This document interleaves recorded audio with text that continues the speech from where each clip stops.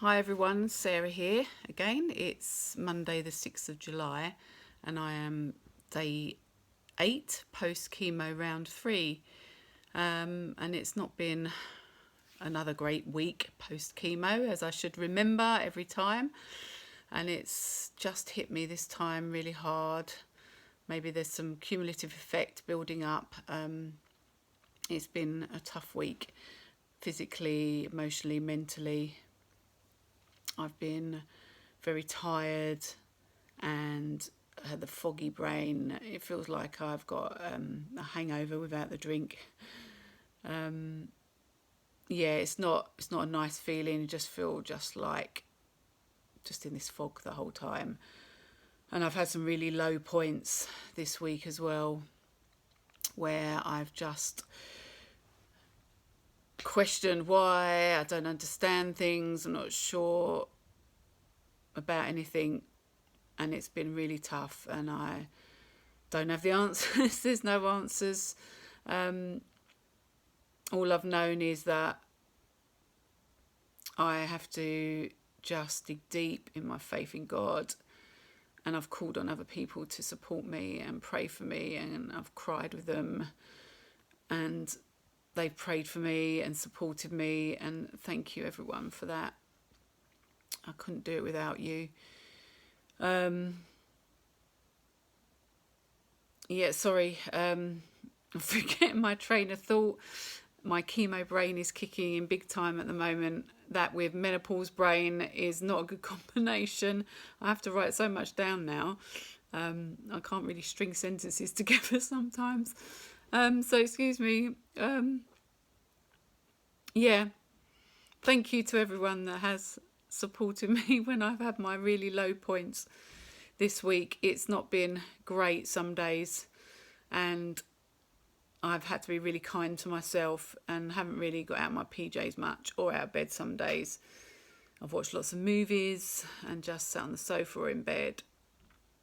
On Saturday particularly, it was I felt quite rough really, and I had a quite high temperature, not enough that it was dangerous, but it got into sort of like 37.2, which was high for me. And you have to be careful if you go over 37.5. But also one of my veins in my right arm, where I had my round 2 of chemo, was really hurting. There's a couple of points that it's really painful. I can't really explain the pain. It's just so sore. And that's got progressively worse. So I spoke to my cancer nurse specialist, who has told me to get some cortisol cream to rub in and just see how it is within 48 hours. They're so good, the cancer nurse specialists. They just put your mind at rest about so many things. Fantastic. I just feel really supported. And I'm realising I say just a lot when I listen back to my videos, and I'm trying to avoid saying it. But I'm realising I'm saying it a lot in this video as well. I've felt much more like myself today, which is nice, and managed to get out for a walk. There we go, through the parks, enjoying the outside, the fresh air, the sunshine while it was sunny, and having a bit of time to just think and do nothing else really, walk, take in the environment. Very fortunate to have open space near me and enjoy that. I have to be careful, of course, but it was really nice. Treated myself to a cake, and Megan got her one as well, and had a cup of tea when I got back, and read my magazine from the BACP, which I get as part of my membership to them. It's nice to have that. It keeps my head in the game while I'm off, to be able to just keep up to date with articles and interests. As part of my CPD, I'm going to try and do a little bit of that as well, and listen to some talks. There's lots of talks I can listen to, so that when my mind's not so foggy, I'm keeping up with things of interest for me as a therapist. It's my birthday on Wednesday the 8th, so a couple more days and I hit 52. So it will be nice. It's going to be not the nicest birthday, obviously, going through the cancer journey and also in lockdown. It's going to be tough. Depending on the weather, I may be able to have some people round in the garden at different times to socially distance, which will be nice. If not, that'll be a bit more tricky, but hopefully we'll get around that. I can't really go anywhere too far with too many people around. Still need to be careful, particularly this week as it's my low immunity week. So the white blood cell count drops, and I've got those lovely injections this week to do. Although only 5 days now, my oncologist dropped it from 8 days to 5 days, so that's nice. What else? Yeah, I spoke to Shane yesterday, which was also really nice. I haven't spoken to him for a long time, and it was really nice to see his face. I miss him, and I worry about all my kids, as you do. And yeah, I love my kids.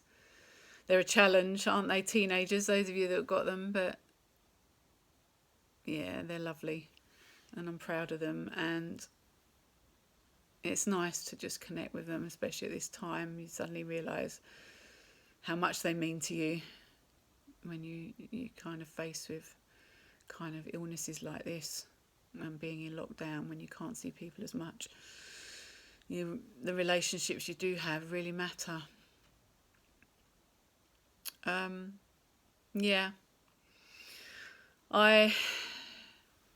guess I just want to be able to reflect and look back at this time as a place where I really learnt a lot as well, not just going through all of the physical and things like that with the cancer, but also where I've learnt things about myself